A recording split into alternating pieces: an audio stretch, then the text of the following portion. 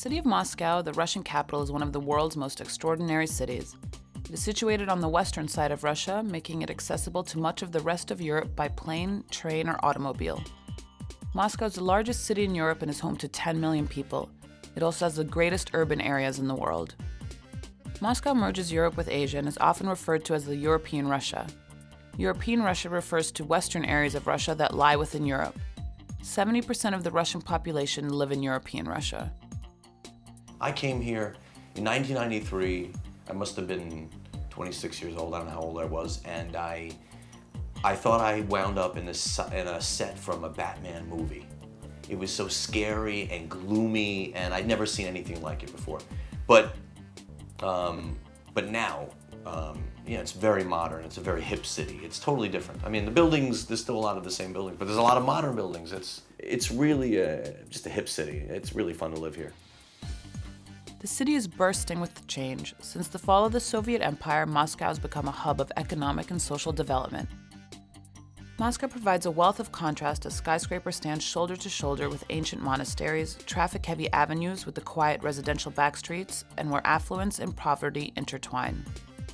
The Garden Ring is the major road that encircles Moscow and divides the city into two distinct areas. The area inside the Garden Ring is regarded as the inner city, and outside is more suburban, although there is little difference in the actual style of architecture, services, and property prices.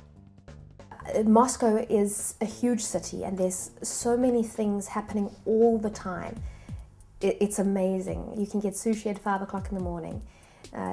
There's hundreds of museums and things to go and see, opera, ballet, sports. Just go out and do everything you can. I mean, it widens your experience. You have so much fun, you meet new people. Many people prefer to live inside of the Garden Ring to avoid the heavy traffic at rush hours. However, if you have children, you will be more likely to locate closer to their schools, and international schools lie outside of the Garden Ring.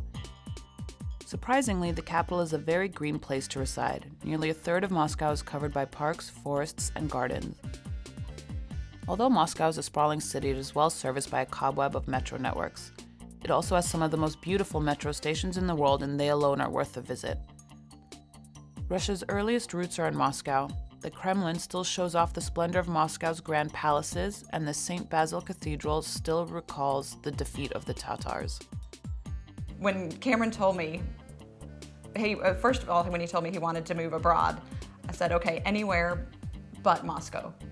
I did not want to come to Moscow. I had known a colleague of his, or actually his boss, who had moved here, and I was like, I don't want to move there. There's no way I want to go to Moscow.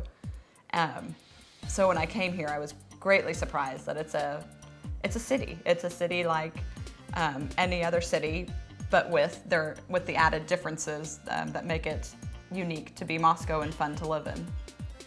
Moscow has a developing expat community, and with a little effort, new friends will be made and Moscow life enjoyed.